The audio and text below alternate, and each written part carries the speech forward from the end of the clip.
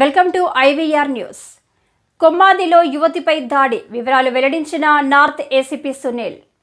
Madhurawada PM Palem police స్టేషన్లో సోమవారం నాడు పద్మనాభపురం పిఎంపాలెం పోలీస్ స్టేషన్ పరిధిలో పలు కేసుల అరెస్టుల వివరణ కోసం north ACP Sunil Kumar media సమావేశం నిర్వహించారు. ఏసీపీ సునీల్ మాట్లాడుతూ అనకాపల్లి చీకటి మండలంలో నివాసం ఉంటున్న బొడ్డు దివ్య కొమ్మాదిలో ఒక హాస్టల్లో ఉంటూ టీఎఫ్సీ స్వీట్ షాప్లో గత కొద్ది కాలంగా పనిచేస్తుంది. గత సోమవారం రాత్రి షాప్ నుండి పబ్లిక్ టాయిలెట్కి వెళ్లే క్రమంలో అపరిచిత వ్యక్తి తీవ్ర దాడి చేసి చరవాణి ఎత్తుకుపోయాడు. బాధితురాలు ఎలాగోలా హాస్టల్కు చేరుకున్న తర్వాత అక్కడి సిబ్బంది అప్రమత్తమై పోలీసులకు సమాచారం ఇచ్చి కేజీహెచ్లో చికిత్స నిమిత్తం తరలించారు. బాధితురాలుపై లైంగిక దాడి జరగలేదని, బలంగా ముఖంపై కొట్టడంతో గాయాలు అయ్యాయని కేజీహెచ్ వైద్యులు నిర్ధారించారు. సమాచారం అందిన వెంటనే పోలీస్ సిబ్బంది వలపన్ని క్రైమ్లో భాగస్వామి వ్యక్తిని అదుపులోకి తీసుకుంటే ముద్దాయి పేరు చెవ్వేటి సురేష్ అని, కొమ్మాది జన్నూరం కాలనీ వాసుడని తెలిసింది. ఈ క్రమంలో నిందితుడు ఆల్కహాల్ డీ ఎడిక్షన్ సెంటర్లో జాయిన్ అయ్యాడు అని తెలిసి డిశ్చార్జ్ అయిన వెంటనే అరెస్ట్ చేసి రిమాండ్కి తీసుకోవటం జరిగిందని అన్నారు.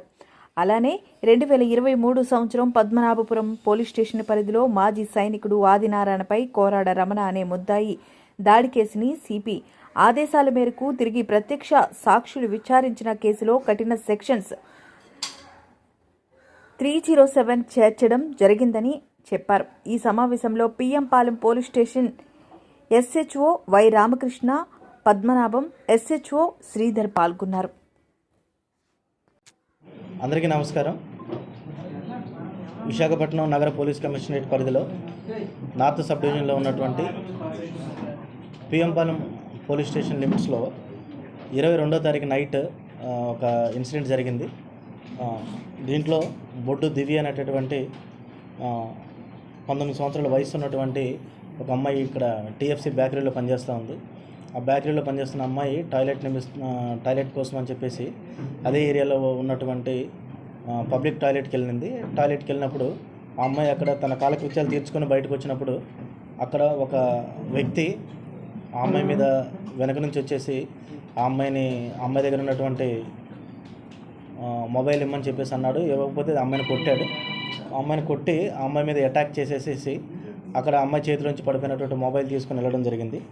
మొబైల్ తీసుకొని వెళ్ళిన తర్వాత మళ్ళీ అమ్మాయి హాస్టల్కి వెళ్ళిపోయిన తర్వాత అమ్మాయి చికిత్స నిమిత్తం కేజీహెచ్కి వెళ్ళడం, తర్వాత మళ్ళీ ఇంకొక హాస్పిటల్కి జాయిన్ చేయడం.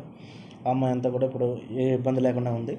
తర్వాత విశాఖ నగర పోలీస్ కమిషనరేట్ మన సిపి సార్ యొక్క ఆదేశాల మేరకు, జాయింట్ సిపి సార్ యొక్క సలహాలు, తర్వాత డీసీపీ 1 మేడం యొక్క సజెషన్స్ మేరకు మేము నార్త్ సబ్ డివిజన్ లిమిట్స్లో ఉన్నటువంటి పోలీసుల ఆధ్వర్యంలో టీంలుగా డివైడ్ చేసేసేసి అక్కడ ఉన్నటువంటి టెక్నికల్ ఎవిడెన్స్, మొబైల్కి సంబంధించినటువంటి టెక్నికల్ ఎవిడెన్స్ అయితేనేమి, తర్వాత లోకల్లో ఉన్నటువంటి సీసీ కెమెరా ఫుటేజెస్ మొత్తం అన్నీ కూడా బేస్ చేసుకొని ఆ టెక్నికల్ ఎవిడెన్సెస్ మొత్తం కూడా గ్యాదర్ చేసేసి టెక్నికల్ ఎవిడెన్స్ని ఎనాలిసిస్ చేసినప్పుడు ఆ అమ్మాయి మొబైల్ కోసం సెర్చ్ చేసినప్పుడు ఆ అమ్మాయి మొబైల్ అనేది మనకి ఒక వ్యక్తి దగ్గర దొరికింది. అతను సత్యబాబు అనేటటువంటి ఒక వ్యక్తి దగ్గర దొరకడం జరిగింది. అతన్ని మొత్తం కూడా తరువుగా మనం ఎంక్వైరీ చేసినప్పుడు అతను చెప్పాడు, సార్ ఇక్కడ వైట్ స్కూటీ మీద వెళ్తున్నటువంటి ఇద్దరు దగ్గర నుంచి ఆ మొబైల్ ఇక్కడ జిమ్ ఎదురుగా పడేసినటువంటి మొబైల్ వాళ్ళు పడేస్తున్న నేను చూశాను. దాని తర్వాత నేను వెళ్ళి ఆ మొబైల్ తీసుకున్నాను సార్ అని చెప్పడం జరిగింది. ఇప్పుడు ఆ వైట్ స్కూటీకి సంబంధించినటువంటి డీటెయిల్స్ అన్నిటి కోసం జిమ్ దగ్గర ఉన్నటువంటి సీసీ కెమెరా ఫుటేజ్ కావచ్చు, మొత్తం అన్ని టెక్నికల్ ఎవిడెన్స్ మొత్తం కూడా గ్యాదర్ చేశాము.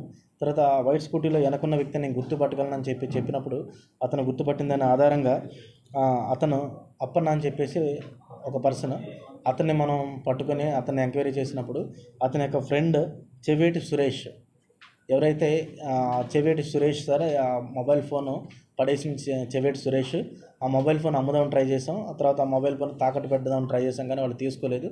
దానికి సంబంధించి వాళ్ళ బ్రదర్ వాళ్ళు మిగతా వాళ్ళందరూ కూడా ఫోన్లు చేసి చెప్పడం జరిగిందని చెప్పేసి చెప్పాడనమాట. చెప్తే వాళ్ళ బ్రదర్ ఫోన్ చేసినప్పుడు మా పోలీస్ ఆఫీసర్లు కూడా పక్కన ఉన్నారని గ్రహించిన అతను ఆ సెల్ ఫోన్ని అక్కడే పడేయడం, ఆ పడేసిన సెల్ ఫోన్ని సత్యబాబు తీసుకోవడం, సత్యబాబు దగ్గర నుంచి మనం రిసీవ్ చేసుకోవడం, ఇవన్నీ కూడా మొత్తం అంతా కూడా ఎవిడెన్స్ మొత్తాన్ని కూడా ఇంటర్లింక్ చేయడం జరిగింది. దాని తర్వాత ఆ టవర్ డంప్ ఎనాలిసిస్ కూడా తీయడం జరిగింది. టవర్ డంప్ ఎనాలిసిస్ ప్రకారం కూడా ఆఫెన్స్ జరిగిన ప్లేస్ ప్లస్ అక్కడ మొబైల్ పడిపోయిన ప్లేసుల్లోనూ ఈ చెవేటి సురేష్ అతను వాడినటువంటి మొబైల్ నెంబరు మనకి రావడం జరిగింది.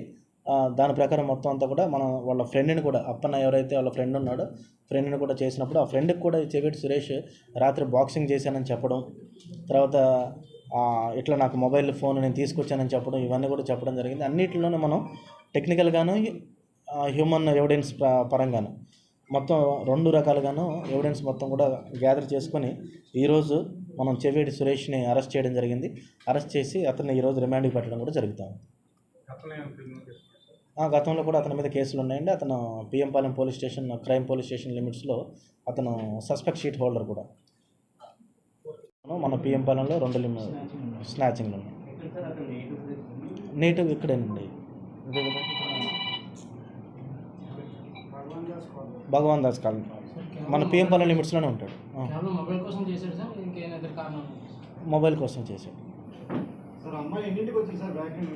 బ్యాక్ నుంచి అమ్మాయి 10:17 ఆ టైంకి బయటకు వచ్చింది న్యాచురల్ కాల్స్కి. లేదంట, ఎందుకంటే అది బేకరీ మేము అడిగాం.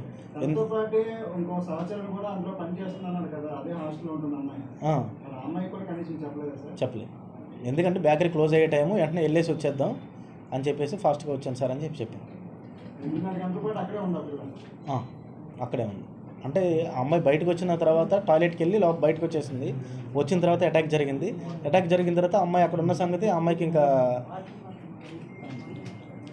కాన్షియస్లో లేకుండా ఉండడం వల్ల అమ్మాయి అక్కడే ఉండిపోయింది. మళ్ళీ లేచి అంటే అక్కడ బేకరీలో అమ్మాయిలో యూరినల్స్కి వెళ్ళడానికి ఉన్నాయి.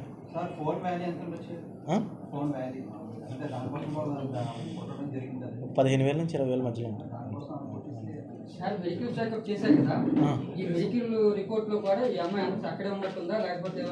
మెడికల్ రిపోర్ట్లో అక్కడ ఉన్నట్టు ఏం తెలియదు. మెడికల్ రిపోర్ట్లో తెలియదు మనకి.